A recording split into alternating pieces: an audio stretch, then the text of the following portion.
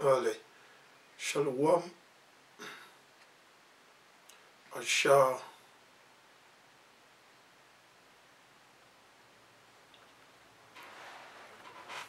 Asha Shabbat Shalom. Yashala. Asha Shabbat Shalom Israël. Asha Shalom à ceux-là qu'on appelle communément les Noirs ou les Nègres, les Latinos, les Indiens natifs et papiers dans les quatre coins de ce monde. Shalom à vous. Bon Shabbat à tous les frères et sœurs. Les frères et sœurs éparpillés.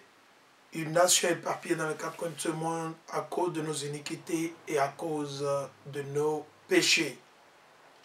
Ok?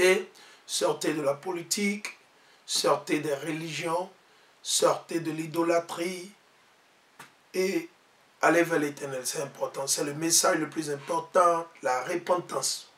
L'Éternel aujourd'hui nous appelle, il appelle le peuple à la repentance. Si vous êtes affligé, avec l'agenda en cours dans le monde, vous voyez tout ce qui se passe partout. C'est un agenda que l'Éternel a permis à Satan et ses enfants, okay, d'installer pour pouvoir punir et aussi réveiller certains de nos frères et sœurs. Okay, comme vous l'avez vu, le titre de la leçon, c'est sur Deutéronome, le chapitre 14. C'est l'Esprit Saint qui m'a bougé, qui a voulu que je le fasse. Donc, sans plus tarder, nous allons commencer avec deux préceptes. Premièrement, nous allons partir dans le livre de Job. Job, le chapitre 24. Actuellement, je vais lire le chapitre 14. Alors, dans le livre de Job, le chapitre 14 et le verset 4, nous allons le lire. Mais qui donc extraira le pur de l'impur? C'est la question que l'Éternel est en train de nous adresser à vous, nos frères et sœurs qui sont encore politiciens, vous qui courez d'après les politiciens, quand les politiciens, les blablabla, ok, vous qui êtes encore dans les églises chrétiennes, quelle que soit la dénomination, c'est à vous que l'Éternel est en train de poser cette question. L'Éternel dit, il dit à travers le prophète Job, il dit, mais qui donc extraira le pur de l'impur? Et la réponse, personne. Ok. Donc si l'Éternel a déclaré quelque chose d'impur, il n'y a rien que vous pouvez faire pour transformer cette chose en pure. C'est impossible. On veut que ça rentre dans vos oreilles. L'Éternel a créé des animaux, des poissons, ok, des insectes. Et il a créé deux groupes d'animaux, d'oiseaux, d'insectes, de reptiles, de poissons. Ces deux groupes. Il y a les bons et les mauvais, toujours. L'Éternel, il a créé le mal et le bien. Le mal et le bien. Et l'Éternel, il a déclaré dès le début, ces fruits, on peut les manger. Ces feuilles, on peut les manger. Ces animaux, on peut les manger. Dès le commencement. Ok? Dès le commencement.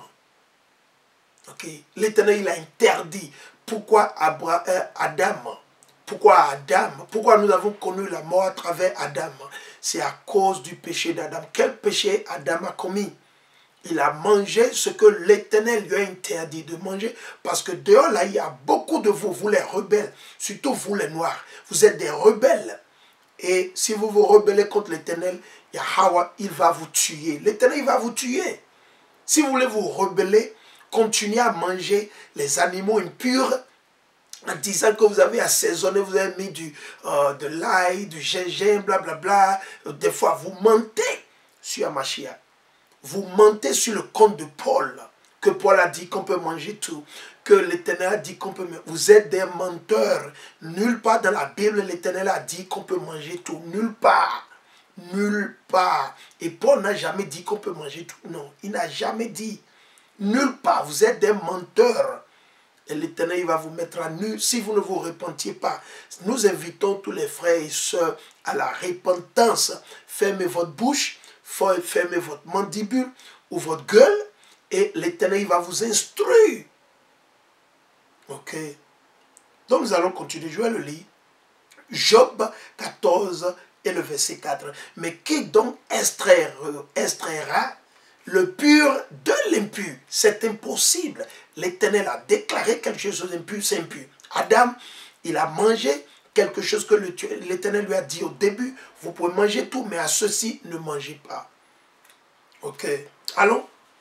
Nous allons partir dans Siracide ou Ecclésiastique. Siracide ou Ecclésiastique, le chapitre 34. Siracide ou Ecclésiastique, le chapitre 34 et le verset 4. Et je lis. De l'impur. C'est Sirach, ok. Sirach 34 et verset 4. Or, Ecclesiasticus. Ecclesiasticus, chapter 34 et verset 4. Ok. Ok. Donc, Ecclésiastique ou Siracide, selon votre Bible, le chapitre 34 et le verset 4. Écoutons et méditons là-dessus. De l'impur, que peut-on tirer de pur? Ce qui est impur, qu'est-ce que vous voulez tirer? Vous êtes qui? Votre maman peut tirer quoi? Parce qu'elle s'est préparée. Ou votre papa parce qu'il s'est préparé. Ou bien votre pasteur là. Il connaît la Bible plus que l'Éternel. Il connaît plus la Bible que l'Éternel. Non. Il dit, de l'impur, que peut-on tirer de pur? Et il va de loin. L'Éternel va plus loin. Il dit, du mensonge, que peut-on tirer de vrai? Est-ce qu'on peut tirer quelque chose de vrai dans le mensonge? Non. Donc maintenant, allons vers le sujet. Nous allons partir dans le livre de Deutéronome, le chapitre 14 et le verset 1. Et le titre, contre une pratique idolâtrique. Nous allons continuer.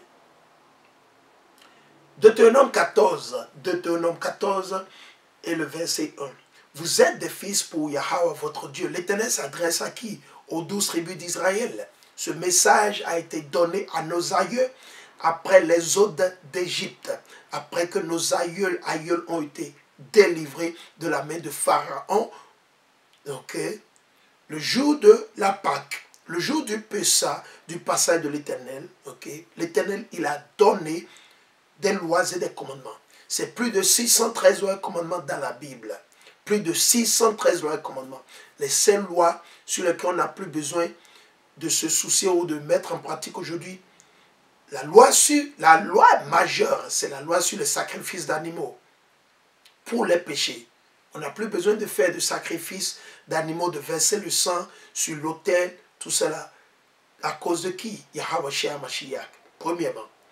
Deuxièmement, c'est la loi des prêtres. On n'a plus de prêtres aujourd'hui. On a un seul prêtre à Mashiach, selon l'ordre de qui? De Melchisedec. Selon l'ordre de Melchisedec. Il est le prêtre le plus élevé parce que l'Éternel, il a ôté le sacerdoce de nos compatriotes, les Lévites. Parce qu'ils n'ont pas enseigné les lois et les commandements de l'Éternel comme l'Éternel nous l'a ordonné. Donc l'Éternel, il a arraché le sacerdoce. Donc ils ne sont plus prêtres aujourd'hui. Mais quand le royaume sera instauré ou installé, l'Éternel, il va leur restaurer leur service. Mais ils seront sous qui? Hamashiach. Ils seront sous Hamashiach. Parce que l'Éternel a juré à Hamashiach qu'il sera prêtre pour l'éternité. Ok, voilà. Donc, on n'a plus besoin de faire de sacrifice d'animaux pour le pardon des péchés, parce que Hamashiach, il a été ce sacrifice unique dont on a besoin pour être sauvé, pour être racheté et pour être délivré. Ok? Donc, plus de sacrifice, et c'est la loi que Paul adressait dans toutes ses lettres à nos aïeux qui étaient nés en dehors de Jérusalem, que beaucoup d'entre vous, vous ignorez et vous ne comprenez pas. Donc, plus de sacrifices d'animaux. On n'a plus les Lévites aujourd'hui comme prêtres. Nous avons Hamashiach comme prêtre et non les Lévites. Ok? Et on n'a plus besoin de payer la dîme. La dîme, c'était attribué, c'était donné au qui? Aux Lévites. Donc, on n'a plus besoin de payer la dîme aujourd'hui. Maintenant, si vous voulez faire peut-être de l'aumône, et vous faites de l'aumône à ceux qui mettent en pratique les lois et les commandements de Dieu. L'aumône, vous aidez les veuves. Les veuves, ceux qui ont perdu leur mari, n'ont plus rien. Les orphelins, les enfants. Et vous le leur donnez vous-même. Vous ne le faites pas à travers quelqu'un. Non, non, vous le faites vous-même directement. Ça doit être quelque chose que vous avez fait sans que le monde entier ne sache. Vous n'avez pas besoin d'aller gongonner avec du tam-tam dans la rue. Blablabla, j'ai fait ceci, j'ai fait... On n'a pas besoin. Ok. Donc nous allons repartir. Vous êtes des fils pour Yahweh, votre Dieu. Vous ne vous ferez pas d'incision. D'incision. Quand quelqu'un vous met quelque chose dans le bras, comme l'agenda en cours actuellement. Je ne peux pas faire de geste. Vous savez de quoi? Quand les moustiques sont en train de vous inoculer, ils sont en train de vous piquer, c'est la même chose. Ok? Il dit, d'incision, c'est comme si vous coupez. Quand vous mettez quelque chose dans votre corps, ok? C'est l'agenda qui est en quoi actuellement, que vos politiciens démons partout dans le monde, ils sont en train de vous forcer, ils sont en train de vous violer. Ils sont en train de vous violer, vous ne vous rendez pas compte. Ils sont en train de vous violer spirituellement. Vous ne vous rendez pas compte. Ils sont en train de vous violer, hommes et femmes, spirituellement. Vos politiciens. Et vous n'êtes que des moutons, vous suivez bêtement. Ce que l'Éternel a ordonné de faire, vous ne le faites pas. Mais ce que les diables, les démons, les enfants du diable, vos politiciens vous disent, vous le faites. Ça n'engage que vous. Nous sommes apolitiques. Nous sommes contre les politiciens. Quel que soit le pays, quelle que soit la région, quelle que soit leur couleur, quel que soit leur diplôme, nous sommes apolitiques. Nous sommes contre les politiciens, quel que soit le pays. À moins que ce dernier, il gouverne selon les lois et les commandements de Dieu, nous sommes contre eux. C'est notre devoir, ça. Ok. Ils sont nos ennemis. Vos politiciens sont nos ennemis. Ok. On veut que ça soit clair. Ok. Ils sont en train de faire leur boulot. Leur boulot, c'est de faire le mal sur la terre. Et après tout, l'Éternel, il va les tuer et ils vont partir en fumée. Pas plus ni moins. Ce sont les brebis galants ou galeux qui vont pleurer pour, qui vont verser des larmes de crocodile. Non. Leur devoir, c'est de faire le mal. L'Éternel les a livrés de son côté gauche. Ils sont du côté gauche de l'Éternel. L'Éternel les a livrés. À qui? Au diable. Donc leurs œuvres, c'est de faire le mal. C'est de faire le mal. Donc, chers frères et sœurs, ne les suivez pas. Si vous les suivez, vous allez périr et mourir. Si vous suivez les politiciens, vous allez périr et mourir. On vous le garantit. Si vous suivez les politiciens, à cause de votre ventre, de l'argent, vous allez périr et mourir. Ok, on va continuer. Vous ne vous ferez pas d'incision, ni de tonsure sur le front pour un mort. Ok? Car tu es un peuple consacré à Yahweh. Car tu es un peuple, Shalom, Shalom, au président de Moussa, Yahweh, Ba'ashem, Yahushua, Ba'ashem, Raka, Kodash, Kwame Shala, Asher Shabbat Shalom, King, Asher Shabbat Shalom. Right? On dit, car tu es un peuple consacré à Yahweh ton Dieu. Et Yahweh t'a choisi pour être son peuple à lui. L'Éternel nous a choisis, nous. Imaginez quelle joie. Quand vous entendez, vous devez célébrer, c'est une fête. Oh, c'est nous que l'Éternel a choisi. C'est nous les Noirs, les Latinos, les Indiens natifs, les Noirs américains. C'est nous les nègres que l'Éternel a choisi de tous les peuples de ce monde. Waouh! Quand moi je l'ai su la première fois, j'étais waouh! De tout le monde, l'Éternel a choisi un peuple. Mais les gens disent, oh, ce n'est pas important, Dieu regarde le cœur. Parce que vous avez les démons sur vous. Raison pour laquelle vous dites que Dieu regarde quelqu'un. De quelqu'un vous parlez. Vous avez les démons, les légions de démons sur vous qui vous embrouillent. Qui sont en train de vous embrouiller. L'Éternel dit qu'il a choisi un peuple. Et vous voulez aller contre l'Éternel. On va continuer, il dit. Car tu es un peuple consacré à Yahweh, ton Dieu. Et Yahweh t'a choisi pour être son peuple. À lui. Alléluia. Amen. Alléluia. Alléluia. Alléluia. L'Éternel nous a choisis. Donc, si vos politiciens se fâchent, si les Édomites ou Édom, si les Ismaélites, si les Chinois, si ces gens ils se fâchent, ça n'engage que eux. Raison pour laquelle ils sont en train de mener une guerre spirituelle contre nous. Ce n'est pas par coïncidence tout ce qui se passe dans le monde entier. Quand vous regardez, que ce soit au nord, que ce soit au sud, à l'est et à l'ouest, tout ce que vous voyez, c'est contre nous. C'est contre les 12 tribus d'Israël. Somme 83, si vous avez le temps, vous allez le lire. Somme 83, allez le lire. Somme, le chapitre 2. Ok? Allez le lire. Pour vous inspirer, pour comprendre de quoi nous parlons. C'est à cause de ça, vous voyez, cette guerre spirituelle. Notre guerre n'est pas physique. Non, elle est spirituelle.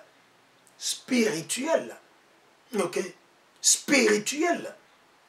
Là, on continue. Il dit, Yahweh t'a choisi pour être son peuple à lui parmi tous les peuples qui sont sur la terre. L'Éternel a créé 19 nations. Ok. Ok. L'Éternel a créé 19 nations. Et parmi toutes ces nations, l'Éternel a choisi une seule nation. Et pourquoi vous voulez amener tout le monde, vous voulez forcer tout le monde? Non. Ils seront dans le royaume sûrement après les 1000 ans d'esclavage, oui, ils seront, mais pas dans-dessus nos têtes. Ils viendront adorer notre Dieu. Ils ne pourront pas adorer leurs idoles. Ils ne pourront pas adorer ni Mohamed, ni Allah, toutes ces blablabla. Ils ne seront pas en mesure. Il faut le leur dire. Il n'y aura pas d'idole. Il n'y aura pas de croix. Il n'y aura pas de christianisme dans le royaume. Le christianisme serait totalement tué, détruit, avalé, consumé par l'Éternel à travers Yahushua Mashiach. Ok. Ok, permettez-le moi. Un instant. Ok.